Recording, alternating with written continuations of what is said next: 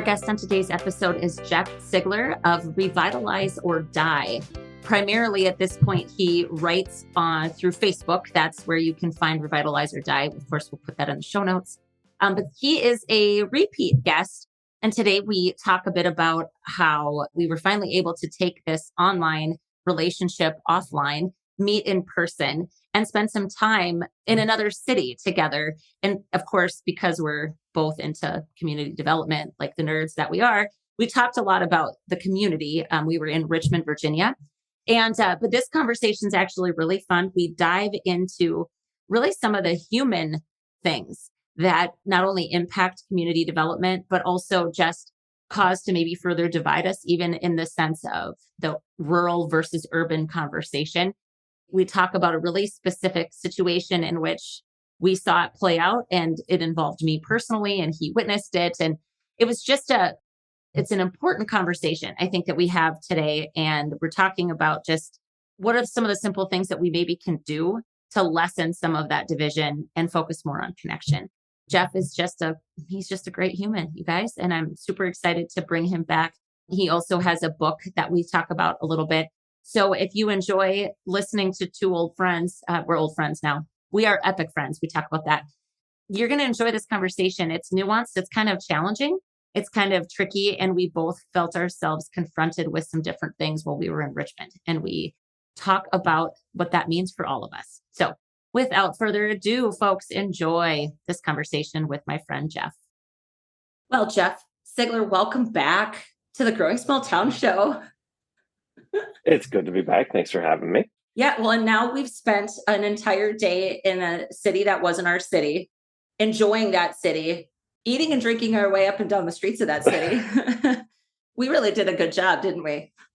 We did. We contributed substantially to the Richmond economy and to the service industry. Yeah, absolutely. I'm super excited to talk to you about this. And it was funny. We were just having a conversation and I'm like, yeah, this should all be on the show. Like, we just naturally went into this conversation. But for people, again, we're going to reference your previous episode so people can get kind of an overview of who you are. Like, I don't prepare. We're just having a conversation. It'll be in the show notes, folks. I don't remember what the episode is, but you've been with us before. And then by some actually random stroke of fate, wouldn't you say? Yeah. I mean, it's pretty weird, right? We ended up speaking together at a half-day conference in Richmond, Virginia for the Urban Land Institute, which makes me a super weird outlier. Like, why was she there? And then you were the other keynote speakers. So then we had already met like this, online, and then we got to come together. So it was really awesome. Yeah, it was. It was very exciting to get the email and see that you were the other speaker that day because, we had a great conversation, but it's always fun to have a chance to meet people in person. And it turns out our online friendship is better even in person. Yeah, exactly. That's the other tip for everybody here. Like, if you feel like you're really good friends online, try to take it offline and then see what happens. Shenanigans, some beers, maybe. I mean, just get into some trouble. It's good. It's fun.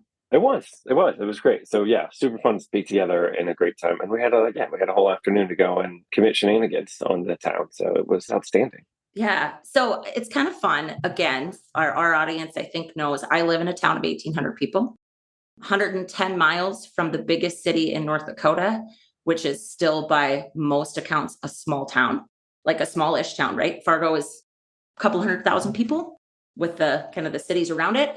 And Jeff, tell us again, for point of reference, where you hail from. What's the smallest town you've lived in, maybe, just to put some context around it? Sure. I grew up in Lime, Ohio, which is probably around 30 to 40,000 people. It was kind of a struggling Rust Belt town. Okay. Yeah. And then I guess the smallest town I ever lived in, I lived out in Montana for about 2 years.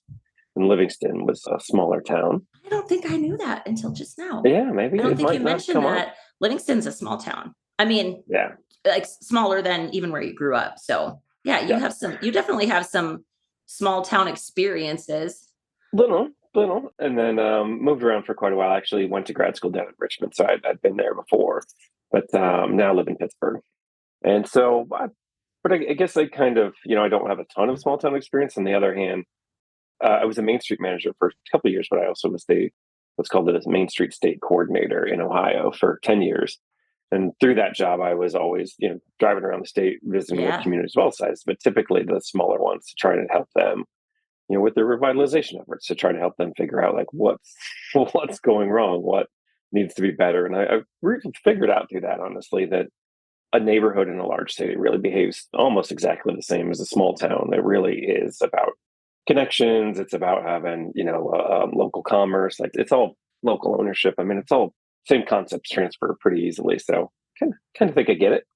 Right. No, you definitely get it. And so we were just talking a bit about how, I leave my town. I mean, I wouldn't say I'm like well traveled. I get out of Oaks fairly regularly for my other work. And every single time I do that, I come back a little bit changed, it's not like Hmm. massive changes, right? But it's, you look at something, and especially with you, we had a really rich time together. I thought, like, I loved it Okay. so much, right? I think you called it an epic friendship, which I'm keeping in my back pocket. Like, I have an epic friendship with Jeff from Pittsburgh. I don't, there's no street cred happening with this, Jeff. It's fine. But like There's some. There's there some. maybe a little, right? But your perspective on what makes a place a great place to live. I mean, that's the mission of Growing Small Towns, is we want to help the communities that we're in be great places people want to call home. I really Right. focus on the people side of that. Like, how do we give the people opportunities to grow, develop, get better, change, potentially shift some constricting viewpoints, or open some minds, open some hearts. Like, it sounds very fluffy, but humans are the thing that matter in every situation, right? And then you Right. apply that kind of lens to the built environment, right? Was that how you would Right. describe your work? Yeah, correct. I think that is accurate. I mean, that one of, I have a consulting firm and I do a lot of public speaking around these ideas, but yeah, that kind of nails it. That I, learned my work from all the people, I went to school and learned about this stuff, like, oh, here's how you do revitalization, and kind of, I learned all of it from people that were already doing it. And what took me a long time to break out of was to understand that a lot of them were wrong. That, I approached it from what they taught me, which is like, oh, it's all about economics, it's all about money, it's all about planning, it's, it's very technical, it's very fiscal. Here's how you help a community. They have to have jobs, they have to have investment. And so that's, I just kept repeating those things as, oh, I know what I'm doing, obviously, let me fix this for you. And it took me a long time to realize, like, oh, it doesn't work. It's not working. And if I just keep repeating it louder, it doesn't doesn't mean it's going to work. If, it's like you go back to the same community 10 times, you're like, you stupid idiots, why aren't you listening to me? And then Right.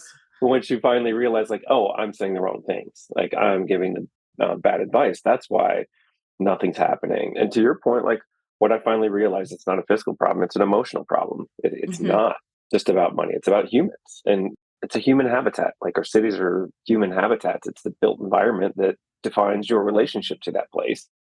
And so that's kind of what has shifted my work, is to think about, why can't people be attached to their place? What's keeping them from being, having these emotions about the place that they call home? Because we want to have those. And, you can go, all of us have had the experience of going somewhere and having this kind of emotional attachment to a built environment.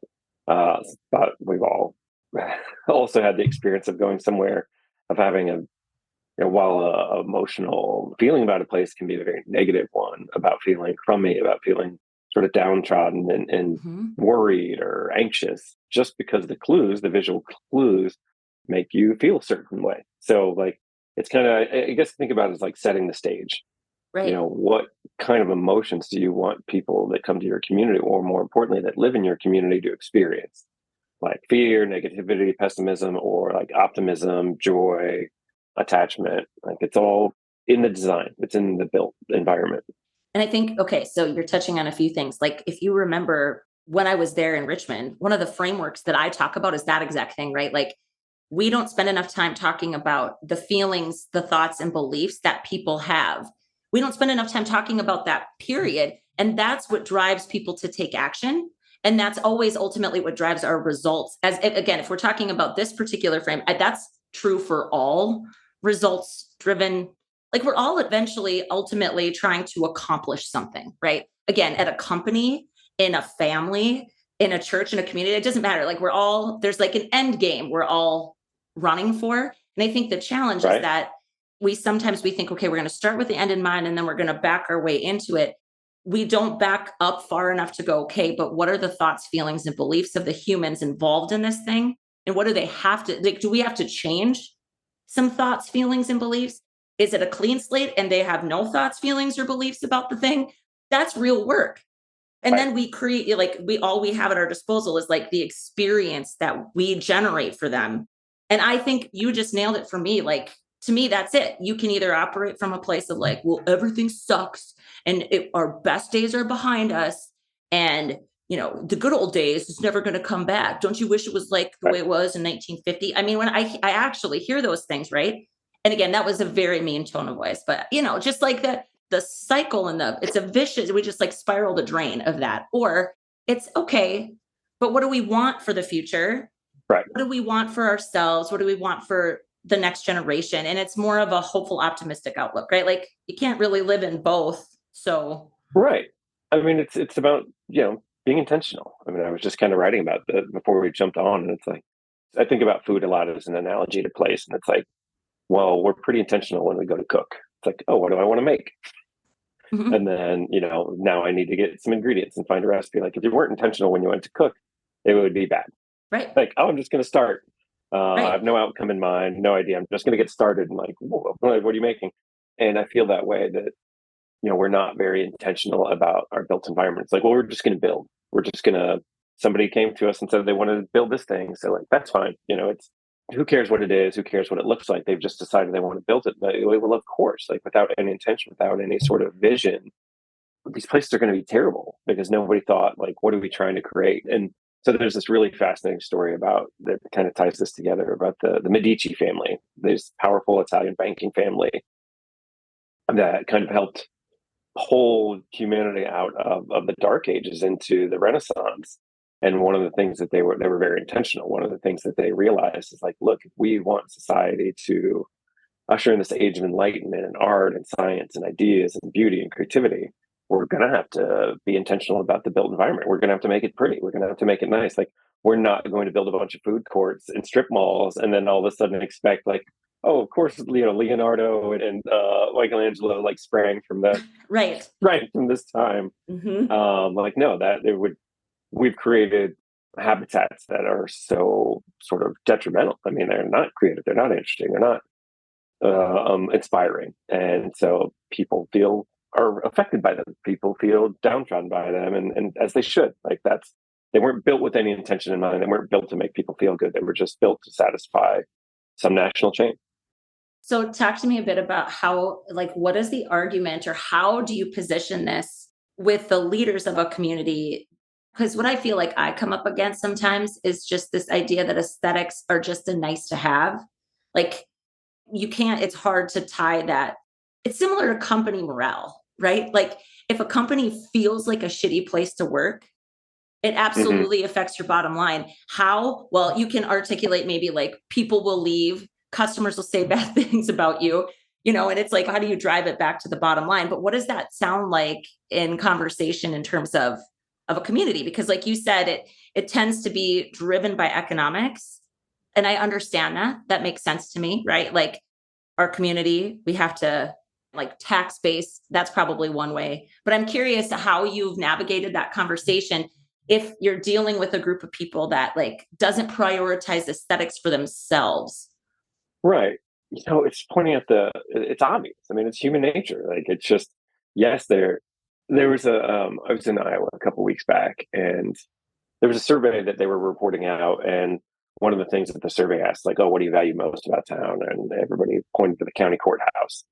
Like, yeah, that's the thing that we love most. Like, oh, that thing that's exquisite, that's beautiful, that you would never pay for today, that you would get up in Right. arms about the cost of that. Mhm. Yet 100, 120 years ago, you understood that that was worth paying for. And you know what it's done? It's increased your sense of civic identity, your sense of civic pride. It's raised property values around it. Like, the emotional and economic impact of that are untold, yet everybody gravitates towards it, but they never do it at the end of the day. So, like, there is an absolutely emotional side of feeling good about where you come from, Mhm. about like, if everything's run down, that's when people are like, ugh, why would you move here? I hate this place. Why would you build Right. here? Why would you open a business here? Like, that is a really common, that's like low civic self-esteem. And that comes from your place looking like shit, because that's pretty natural, you know? And so when you invest in it, people not only feel better about it, they'll have a sense of pride, they'll feel better about themselves, but simultaneously, of course, there's an economic impact. Like businesses want to be located in attractive places, smart people, talented people, whatever, Smart people, right? will Yep. Yeah. gravitate towards attractive places. Like where does everybody go to vacation? Where does everybody where are the highest real estate values? Of course it's beauty. The idea to scoff at beauty is so backwards and asinine. Like, and it's funny to think that it's like, oh, that's not business. Like business is just about dollars and cents. It's like, no, it's not about cost. It's about value. Right. Yep. Like car companies know that beauty matters. Car companies know that they have to make an emotional pitch. Like BMW or Mercedes wouldn't exist if people only made decisions based on cost. Like those are irrational decisions. Farmers markets wouldn't exist if it was, it's like these things are emotional and they have something to do with our identity. So of course, pretty places have a value and have a much higher return on investment, and again, emotionally, but fiscally as well. I appreciate your work so much because again, you're a dude and you really talk about beauty a lot. Like again, and I get that beauty is absolutely subjective as well, but it's not totally. It's not that subjective. Yeah, right. So talk about that because that's what I hear people say like, oh, well, what's beautiful to you isn't beautiful to somebody else, but you've got a hot take on this. So please share. Yeah, that is a kind of a fascinating subject and one that I've appreciated sort of delving into. But yeah, it's not, beauty is not that subjective. Like, even with faces, you can, Right. science has shown that like certain faces have proportion, and the closer you are to these exact ratios and proportions, the more attractive a person is. And it's that's not something that's actually a function of like, is that person healthy? Can I see, that's their face displaying some sort of genetic health, which then leads to be like, oh, that's a safer bet for procreation. Right. And that's right. Like that's what drives us. Yep. And there's a lot of that. It's the same when it comes to place. And Anne Sussman, out of the author of Cognitive Architecture, has written a lot about this. But she's like, the environments that what we call beautiful are instead probably be better described as being safe and calming. Places that our brain feels very comfortable and protected and safe. It's like, oh, when I'm here, I realize that like I probably might not get attacked on my flanks. That I've got, I can see up ahead of me. Sort of, these are places where our older brain feels very calm and relaxed and protected.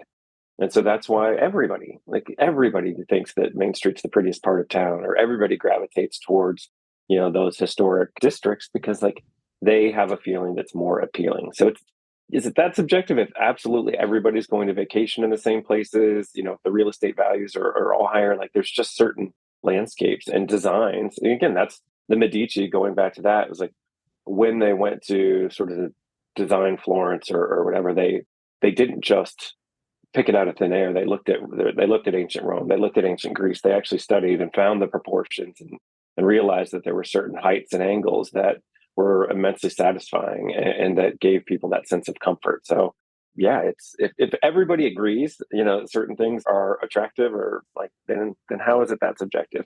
Right. Yeah, I think that's such a fun argument. So let's talk a bit about Richmond, like some of the things that we maybe experienced. So you early when we'd first met, by the way, we're going to plug the Boulevard in, like we're just going to do that. Yes. Holy crap. It's amazing. And I've told so many people, like, if you ever go to Richmond, you have to stay there. So we'll make sure we get that in the show notes so we'll just craft a little Richmond trip for all of our listeners. But early on, like we're staying at this, all the speakers were staying at this Airbnb. And I overheard you saying that the neighborhood that we were actually staying in, I think you said the best neighborhood in the United States, like one of the best neighborhoods in the United States. And I remember thinking like, how does he determine, like at the time, right? But then we walked through it. So talk a little bit about the Fan as a neighborhood. Sure. And just like what possesses you to say that, or what makes you feel that way. Sure. I should qualify that is a subjective. Yes, that is certainly, that's an opinion. It's one of my favorites. I mean, I haven't seen every neighborhood in the country, certainly, but that's one of my favorites. And, don't reach out to Jeff and be like, come to my neighborhood. I bet it's better like that. Well, you will probably for a fee. Jeff will come to your neighborhood. I mean, I've certainly had Yeah, it's a bit of a sentimental neighborhood for me, having gone to school there and Yep. lived there. I really love it, but I also like it is one of the better neighborhoods I've seen in the country. Like it's just it's large. I mean, it's a pretty big area. You know, Hmm. it takes covers a lot of ground, but it's just gorgeous. I mean, it's like that density that I really love. That I think most people just love it. Where there's one of the best things about the Fan too is so okay. So sorry, the Fan is this neighborhood in Richmond that was I think probably built predominantly like 1880s, 1890s, maybe even up to the 1920s, but sort of turn of the century. And it's called the Fan because it's kind of an alluvial pattern. Like it's narrowed down at the where it starts down near Virginia Commonwealth University in downtown, and then it sort of spreads out wider as it moves west. And it's just, yeah, it's gorgeous. It's beautiful. A ton of front porches, extremely walkable. One of the coolest things about the neighborhood is like there's little corner stores and little bars, so it's just a nice, very walkable and beautiful and livable, and I don't know, just it's immensely appealing. It's one of those things that honestly, like, it's hard to sort of pin down, but you can really know it when you feel it, and it feels good to be there.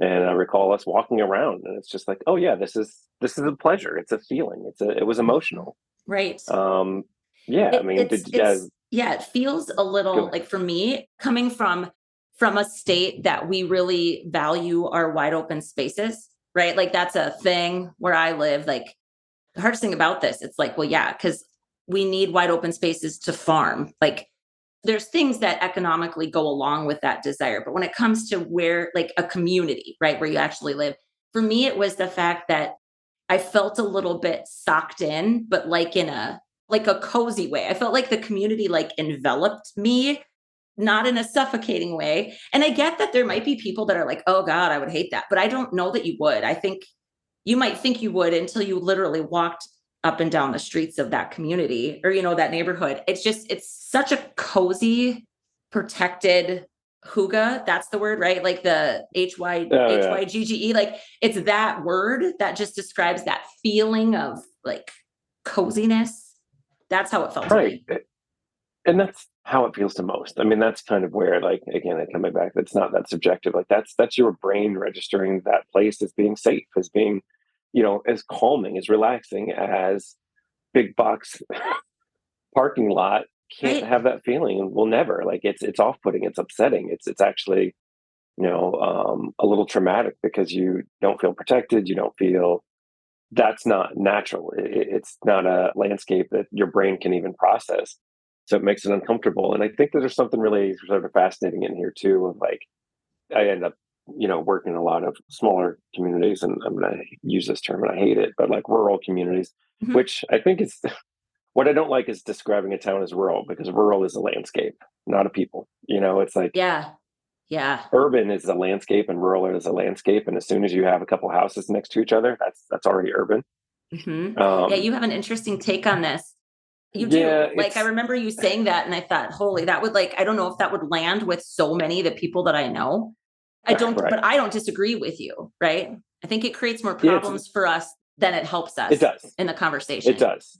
Using those terms like descriptors of landscape to describe people in towns, I think has created a ton of divisiveness, and it's a big political headache. It's like, no, no, no, we're rural here. That doesn't apply to us. And it's like, well, wait, that's a farm is rural. A person isn't. It's like a town is inherently urban if people live together, and that's okay. I think but it becomes such a part of people's identity that it creates a lot of problems. And so, what's funny? So I think back to where I was out in Iowa. Reports came back. It's like, here's what people value. Here's these statistics. Here's what everybody said. It's like, oh, we do want like we'd like pedestrian friendly downtown. We would like people to have priority over cars. We do want cute little shops. We do want walkability. We do want these pretty buildings on, and hanging baskets and everything. It's like, oh, you just described good urbanism. They're like, no, no, no, no, no, Yeah. no, we No, don't. That's not we it. don't do Please, urban here. We don't talk about urban stuff right, here. Right. right. And it's like, oh, that's so problematic because even the idea of this, like, yes, urban is just urban. The definition is of city or town. Hmm. So that's it. That's it. But we've been led to believe like, oh, well, that just means some sort of, you know, hellscape. It's like, oh, Yeah. that's a metropolis and that's a hellscape and that's crime. And it's like, no, good urbanism is really just a built environment. So so yeah, it's become such a part of people's identity that when you use it, it's like, no, you're way off basis. That is not at all what we want or who we are. And that's created a lot of problems, I think. Well, let's talk about that a little bit because I think we experienced perhaps in real time some of those challenges just as we sat there. And again, we were just having dinner, right? It's us, that's the speakers, it's the folks that hired us. And I was by, I don't know how many miles, Jeff, 10 solid miles, the most, rural living human at the table, right? And so you and I were sitting on other ends of like separate ends of the table. Yes. There was like, what, 9 of us or so. I don't know, about 7 to 9 of us. What did you experience? I would like to hear, like, I know what I experienced, but you had a really strong perspective on it that we got to talk about then as we walked about. What do you feel like you saw? Yeah. And Yeah. again, this isn't to be disparaging to anybody, right? Any single human. That's not the point. It was more just like that's how I felt. Right. Yeah. Clearly there were some people had some blind spots. And I think that was pretty fascinating because, right. I mean, here I am always like, I live in a more urban area or whatever, like a larger city or densely populated area, oftentimes, going into smaller towns and trying to have these conversations that urbanism isn't a bad word. Your grandparents had urbanism. Like this isn't some sort of liberal progressive agenda. Like ancient Italy is not the world's most progressive, place. Like, right. let's I love calm down. that. By the way, that's such a great way to frame that up because you're literally talking now about where it gets hot for Americans. Let's just, it's kind of an exclusive to the West thing. Like this is us. This is an American thing. We end up applying these really clear labels, ideological labels like liberalism and conservatism. Like you just touched on it a little bit and we saw it play out. I would, again, sorry to interrupt, but the fact that you're like harkening back to like Italy, you're just like, you're going to call them progressive. They have great urbanism. You're going to call them progressive. Like, right. Okay, so go. Sorry, I just had to point that out. No, I appreciate it because like this is a huge topic and it's one that's I think as important as about anything and also like a little tricky. It is. So everybody now like in smaller towns, there's this big divide. And it's like we're real America because we're a small town. That Jason Aldean song is out. This like is creating a bunch of problem. Like try that in a small town, and it's like, whoa, right? It's totally hot button presently. Like the day that we're recording this, it's like the whole weekend blew up with this thing. Yeah, and so there's this idea that like cities are just liberal and small towns are just sort of conservative, and urbanism means this one thing and rural means this other, and that's what divides us, and we're also different, but I think that's politicians have pushed that agenda. I think it's media sort of pushed that agenda, and it just doesn't exist as much as I think we're led to believe. It's a narrative, and it becomes people's identities again, and it sucks, and it's so unfortunate because everybody strives for the same thing. Like when I talk about things aren't that subjective, like people are 99% all the same. I know, right? Seriously. Yeah, like we all have the same values. We all like, oh yeah, you like to experience joy. That's crazy. Me too. Oh, you want your family to be like happy and safe. Like that's wow. No me way! too. Like, yeah. Right. You live in a small town and you want to have friends and relationships. This is nuts.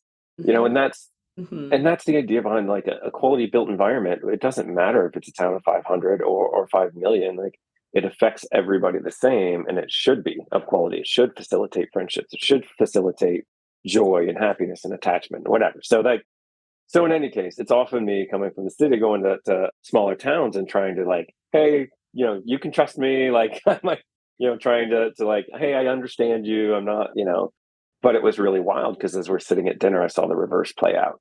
And so here we are having dinner, and it comes up that you're from North Dakota, and like I said, I'm like you said, I'm at the other end of the table, but I hear 3, 4, 5 comments of where people are sort of talking about like this is your first, you're a rube that not that bad, but like, oh, this is your first time in a city, country mouse. Like, whoa, well, let us talk slower. And what do you think of these buildings? And how are you feeling? Are you adjusting? I mean, again, it wasn't that bad, but there was some of it. There was a little bit. There was a tone of it.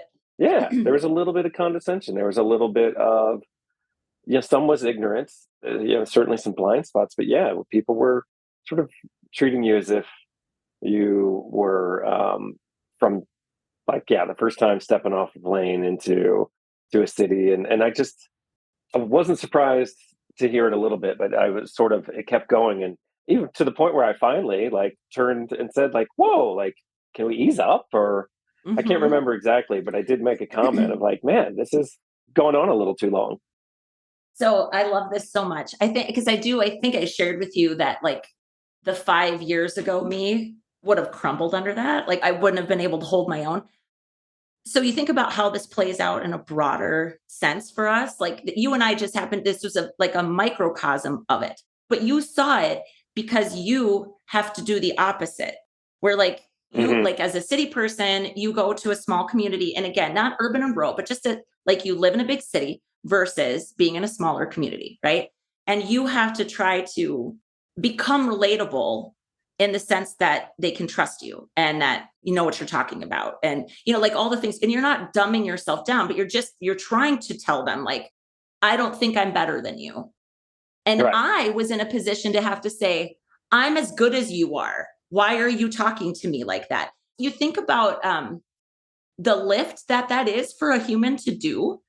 And because it wasn't just one person, Jeff, it was several Right. people, and they were digging at me, and I can take it, right? But just, it was such an interesting thing to see play out. And you and I had such a great discussion. We bobbed and weaved all around this topic like the next day when we were hanging out. And it's like, well, no wonder we have problems, is what it felt like. Like, Right. here we are, like, no wonder we can't get along. Like, what media are you consuming that's automatically what you assume about me? Yeah. Yeah. It was a little patronizing. It was a little condescending. It sort of hurt too, because it's like, oh, that, I sort of feel like these are my people. And, here there's this huge blind spot where it's like, and I mean, I'm certainly very liberal. I'm Right. Yeah. progressive, and would like to think that we recognize that, the idea like everybody is the same, and that, I don't know, it was sort of, yeah, it was a little bit painful to hear people that assume or probably consider themselves pretty liberal, that live in the city, that they had this blind spot, that they sort of took your being from North Dakota is, yeah, it wasn't ever nasty, but it was just a little condescending, and it was, I don't know how better to describe it, but it felt a little painful, or to have these people kind of make that same mistake and do it pretty openly, like do it pretty brazenly, of kind of make little jabs at you and where you're from, and it's like, can you, yeah, do you know anything because you're from there? Can you be, like, do you get what's going on? And it was just like, guys, that's sort of what I think that we, again, I believe is somebody that's, I believe that's part of my politics, is trying not to do that, or maybe it's just part of my nature, I guess, and maybe it's not Yeah. my, Right. but of not making assumptions about somebody just because where they come from, and that happened, and it was a little, yeah, it was hard. Yeah. It was, so it's interesting. I felt like you actually almost took it more to heart than I did.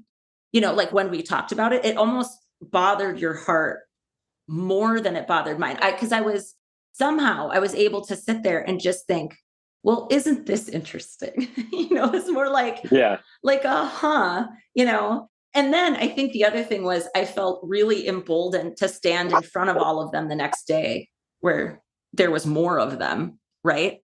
And felt really in control and in command of the room. Like I felt it almost emboldened me in some respects because again, I think, again, kind of the audience we were talking to, typically like planners, right?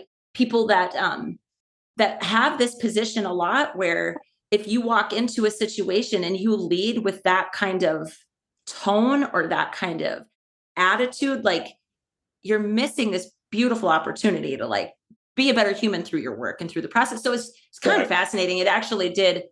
Again, I don't believe for any at all that it was intentional. I think it was all meant mostly in jest, but it ended up, there was a couple that cut a little deeper than they should have probably. Hmm. Yeah. And I just had this big thing like, I don't want to be assumed that I'm anything just because of where I'm from, Right. you know? um we're speaking a lot in generalities. Like, what was an example of one thing that was said? I can't really, like, I just remember the feel, and like sort of a couple things being said, but do you remember anything specific? Yeah. So there's a couple things. The one guy, this was ignorance, but it's like, he just kept going at it. I was like, okay, could you just stop? He had said, yeah, I've been to Dakota. He said that. And I looked at him. That's right. And I said, well, there's more than one. Which one?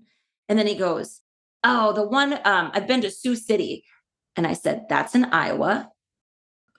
And then, right. And at that point I was like, okay, come on now, like trying to be relatable, asking there was a few good jabs about agriculture that came up. And like, if I, about my cattle. So like, that would be such a great opportunity to even just say, how do you farm? Like, what does your family do? Like, we don't have cattle, Jeff. We don't personally. It's like, oh, so there's more cows than people in your state. And I said, yeah, probably. It's those kinds of things, like things they've heard. And I get it, like sound bites. I'm not sure. But it was very much like, oh, like you said, fell off the turnip truck and here she is. Right. A little bit. And the comment about sort of, I've been to Dakota, like, okay, that's sort of fine. Like the ignorance, I guess is fine. Yep. The amusement that he later got from his own ignorance was what really kind of stung. It's like he was sort of seemed pleased with himself for having done that, and it's like that's ugly. Having never been there, right? Right, and being dismissive of two whole states and the people that live there, as if that part kind of stung. And maybe it isn't so much even like maybe it's not a. Here's maybe where I have blind spots. It's like, oh yeah, I certainly see it from the other side where it's like, oh, city folk like this, not real Americans. And it's like, yeah, I know that plenty of people in cities also, the flyover country comments or whatever. Like, so I know that goes both ways. Maybe it stung a little more because it was from like people that work in urban planning, that work in city planning. Like, maybe that's what stung a little bit about it more, because it's like, oh, I thought we're supposed to be pretty understanding of right. people. Yeah. And it was a little painful seeing that people that work in this around these ideas about how do we design places for people be a little bit dismissive. One guy said, so our governor had just, like the day that I got there, had just announced his run for president, like Governor Burgum, and here in North Dakota. And so I made that comment and I said, well, who knows, guys, like maybe you'll have to come and visit me in the state that's home to our next president. I'm like kidding, right? And the guy goes, well, I never went to Chicago when Obama was president. And I looked at him and I was like, okay. So I was almost also like, I'm literally trying to say there's things to see and people to know, like whether our governor becomes president or not, it's like not the point. But I looked at them and I said, if you really want to know what it's like, you should just come and visit. And then there was one person said, like, can you even fly there? That was like a comment. It's like, well, how do you think I got here? Do you think I walked? Do you think I rode horses? What do you think happened? So I guess it's just, like you said, it's one thing to never have been. That's fine. I don't hold that against anybody, but it's another thing to be totally okay that you have all these like predispositions or thoughts about, like misconceptions about it, and that it doesn't bother you, that there's actual humans that live out here. Right. I guess what it comes down to, Jeff, is like, I genuinely try to approach all humans, as if there's something I could potentially learn from them. Right. Yeah. It was wild. It was really, again, pointing out one of my blind spots. Like, I see where this happens all the time, but it was sort of it was a little bit painful to sit there and hear people that, make those assumptions about you because you're from North Dakota. It's like, that's just not fair. And it's not even like, it's unkind. And we need to do better, but it's also at the root of some of our political problems. And it was interesting because later that was on my mind all day. The next day, and like later, you and I, a couple of my friends from graduate school, we ended up meeting out for dinner, and it was very much on my mind. It's like, is this going to play out again? Is this going to happen again? I wonder like how my, these friends of mine, like, are they going to kind of make the same mistake and just assume like, oh, which horse is yours out front, or whatever. And it didn't happen. And it was like, whew, like, okay, I am glad to know that just, it was on my mind and had me worried about, I hope these people that I care about, these old friends, aren't prone to make those same mistakes. And they didn't. So they were awesome. Whew. Yeah, they were awesome. But that's just it. I think if I had been a less evolved or less developed person, like even, like I said, like even 5 years ago, just the amount of mental and kind of emotional work I would have had to do to take a stage the next day after that experience would have been a lot harder. And I guess I'm like simply saying there's a lesson for all of us in this, I think. And part of it's that, right? Like treat people that you're meeting as if there's something they could potentially teach you, because there probably is. Like there's no way you know exactly everything they've lived, which means they know something that you don't know, right? What would you say, like, for, again, because this big conversation is about community. It's about, again, not just how our built environment affects us, but how the humans interacting with that built environment, how it affects them, how it affects our relationships. And this was something that played out in real time for us. And it was such an interesting thing that we spent so much time talking about, because I'm just going to say this again. My listeners know where I live, are the politics of my state. It's pretty clear, and again, and that's where like some of this came from. It was just like, oh, well. And I think even the red and blue thing, I think that came out in the conversation too. At the end of the night, we ended up having a pretty hot discussion about gun control. I don't know if you remember all of that. And I wouldn't say like we solved anything, but it was still a compassionate and decent conversation. And I'm not at all talking about what positions you and I had about or anything, but we were having the nuanced, challenging conversation. We had been like, however many days, the day before we got to Richmond was that shooting at the theater, at a graduation, So I just think all I want people to realize is that I think that we can rise above our politics. I think we have to. I don't know. That's what I would love to see happen. I guess, I don't know. What can we do, Jeff? Like, what's the takeaway for all of us from this thing that we experienced? Biggest takeaway is that nobody's that different. Like we've sort of been given our sides or taken our sides and pushed further and further towards the sides, unwittingly, like forgetting that we're all pretty much the same. And, it's funny, like I was just down in Florida for some work, but I had a chance to stay with my dad I'd see him for a few days. And it's like, when we walk through discussions of policy, we agree on nearly everything, nearly every single bit of policy. It's like, yep, they, agreed. And it's like, oh, funny that we vote completely differently. And I think that is, gun control is an issue. It's like 90% of the population wants to see more done, but we've not had any movement on that forever.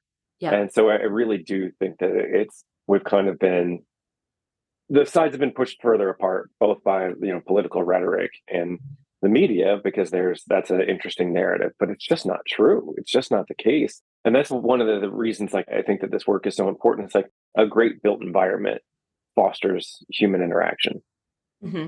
When I see somebody on the street, what we do when you run into somebody in person, you seek out common ground. I would never meet somebody on the street like, who'd you vote for? What's your faith? Like, no, those are topics that would lead us to, like, that would be combative. That would be sort of uncomfortable because, that's going to be confrontational. And so instead what we do, it's like, the Pittsburgh Pirates can't get a hit. What the hell? Or what do you think of this heat? We try to use more mundane topics so that we find that common ground. And so that's why it's so important that people be together, that we have a built environment that facilitates that. That's why, like, to me, our walk around the fan mattered so much, because like these are the places that a built environment like this not only makes people feel more of a sense of joy, a little bit happier, safe, calm, less anxious, but also more connected. And it forces you to remember that, like, oh, human, they're kind, they're nice. They tend to be, I think 99.9% are all extreme, like, kind, caring, compassionate people. And there's, a small percent that's hardwired wrong. But when you take somebody and they, like, when people live in an isolated environment, the more sort of a healthy small town, even if it's in the middle of North Dakota, is still extremely important. It should be. Like, farmers are farmers. That's great. And ranchers are ranchers. And that's fine. You need a bunch of land to do that. Nobody else needs that much land. And it's not necessarily good for people. And I know that some people are going to get fired up about that. But what people need is more human connections, those relationships, the ability to count on somebody. And not only that, to count on somebody, but to look after other people. Right. And that really is a function of the built environment. So I think when we keep building these places that are like, well, yeah, it's just the three of us that live here, but we have, 10 acres, but we don't farm either. And it's like, those I think are places that have helped create a lot of isolation, that are fostering a lot of like that you're different from me. Like those sorts of places don't allow people to get together enough to experience that sense of humanity and realize like, again, I see where my dad lives, and some of that, it's like the nightly news is terrifying. Oh gosh. They're always in Yep. their car or online, and so it's built up a distrust, not only of him but the people he lives around. There's a certain distrust of humanity, Hmm. and there's a lack of civility, and there's just this general anxiety around like, oh, society's going to hell. And it's like, man, if you just spent time with other people, if Yeah. you Just just spent time around other yeah. people, you'd realize like, Yeah. oh no, they're actually great. I'm gonna make what could be an enormous supposition or like, but it's just an observation. So thinking about what farming used to be, right? Families used to be huge. And so you actually had a bit of a built-in, like you were, that caring and nurturing for other humans was built into, so you could be on 10 acres or however many acres, and you weren't isolated because you had a lot of humans around you. Yes, you created them, but they were all there. And then they also community-wise barn raising. Like that was like an activity, like you would come together with other farm families and you'd all put your hands on something together and you would do that work together. So there was a time when farming was less isolated Right. because, so again, it's not in any way, again, any listener listening to this that thinks that Jeff is saying that farmers, aren't healthy and whatever. It's recognizing though that the evolution of this over time as technology advanced and we needed less people to run a farm. It's not just that the farm became more efficient, we became lonelier. Right, right, and it's I think farming is something very. I've worked and lived on a ranch out west, and like when there were certain days, like that community is incredibly tightly knit. Actually, I was Right. amazed Yep. that Yep. on branding day, everybody from the valley would show up. Like there was a lot of. I loved it. I was kind of shocked. I didn't see it coming to realize what a close knit community there are in this Right. valley. No, I think it's more about kind of suburban development. Honestly, that's Agreed. it's not Yeah. Yep. it's not farming and it's not urban. It's neither, but it's very isolating, Yeah. and it's created a lot of political problems. It's created a lot of, again, isolation, loneliness, depression, addiction of these places that just like that's a habitat that's not fit for humans. And that's what we keep building. Like nobody, but then it becomes part of somebody's identity. It's like, well, yes, I live here, so that's me and I'm going to defend it. Like I get that, that's fine. But let's also be honest, like it's not great, no offense to the person that lives there or that's defending it. That makes total sense. What I find fault with is that's all the bullshit we're building. Right. Like a municipality, city leaders, elected leaders, whoever needs to stop letting places get built that create these problems. So I'm not trying to shame Yeah. anybody that Yep. lives in a car Exactly. centric place. The problem is that we only build car centric places and they're doing untold damage on our health. It's fascinating. It's just the whole concept of cars and how connection can't happen when you're passing somebody in a car. You can wave at them and you have that connection, like, or you might know somebody that you're passing and you have that connection. But it really is just a fundamental human need to be seen. And again, I think we're suggesting maybe that this is one of the factors that has led to the rise of all of the mental human problems, right? Like mental Right. illness and addiction and suicide and all of it. And then the media, like you said, it's it's fascinating to me because like I would love to see a mainstream media platform that literally just talked about these amazing opportunities to grow and learn from each Right. other, but that's not sexy or sellable. Who the hell wants to get behind that? It's so much more fun to be like these assholes, those assholes, and then Right. we just keep doing the clashing because it sells, unfortunately. It is. But behind a computer screen or your window, your windshield screen, there's just no humanity. Like Mhm. the thing that compels you towards being kind to somebody else is sort of one step removed, and we're not. And man, it just matters so much to be surrounded by people. It's just, I mean, there's plenty of statistics that show like it's the most important part of our health, like our social health, to feel a part of something, to feel connected, to experience humanity, to care for somebody and have somebody care for you, and that Yeah. feeling of belonging. And like that's been designed out of our places. And that's what's led to nearly all the societal problems that we're dealing with that would be vastly improved if we just like connected with people more, if we just had this built environment that facilitates, I mean, I know whenever I travel, we immediately gravitate towards the place that's most filled with people, that like, let's say Jackson Square or something in New Orleans or wherever it is, but like, Yeah. what place is full of people? Or you think about like when you're looking for, like, say you're walking around a place, like, oh, that restaurant's full, I want to go there. Like, Right. that we're Walking into an always, empty restaurant is very unnerving. yeah, right. Like we're always seeking out people because that's how we experience our own humanity. That's how we experience our own happiness, is to be around other people. And we've made it extremely hard to do just by the way we've built. And so that's kind of my big thing. Yeah. We need more people. And as we kind of wrap our conversation, which I just appreciate your perspective so much. And I got to know you a lot better, as we spend all this time together. It was just so much fun. But you also wrote a book. It'll be out any minute now. And we're going to make sure we get everybody hooked up to that. But what did you write? And what's the premise of it? Sure. I wrote about my night out eating French food in Richmond and having all the drinks. Did I make the book? Is that what you're saying? Oh my You gosh. did. I'm You so did. excited. It's one day. I'm going to say right now, September 1st. Okay. It will Fantastic. be available September 1st. And it's called Your City is Sick. And it really is about these ideas. It's about like how the built environment has such a huge impact on our health. And, it affects our mental health because I'll try not to drone on too much about this, but in essence, like humans seek order. We're always trying to put order into place, and chaos is kind of upsetting. So that's why if you look at a deteriorating building or a deteriorating landscape, or even a lawn that hasn't been it's unkempt, it's a little bit, you're like, I want to put that in order. Like like a picture that's a little crooked, like it is wired within our brains to try to create order out of chaos.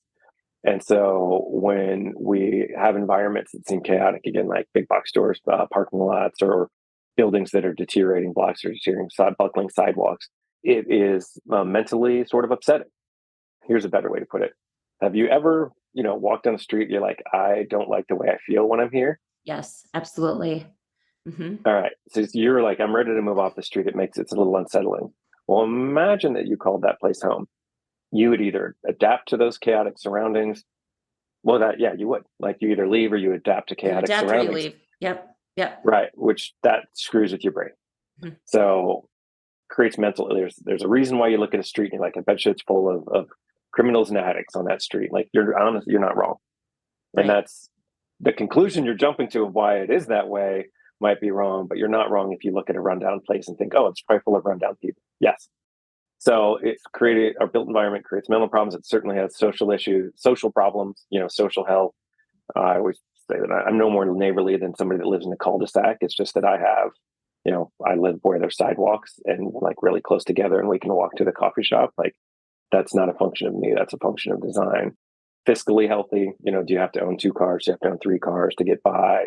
And physically healthy, do you walk everywhere or do you have to drive everywhere to do everything? Is fast food your only option? So in essence, that's the concept behind it. It's that how much our built environment affects our mental, physical, fiscal, and social health, and how we need to build places that foster more health. Like, we're in the midst of a healthcare crisis and the healthcare industry keeps growing, but we only treat one person at a time, where if we improved our built environment, you could treat 10,000 people at a time, 100,000 people at a time. Right. It's such a fascinating concept. I mean, it truly is. And it's like you just said, the healthcare industry keeps growing and we keep getting sicker.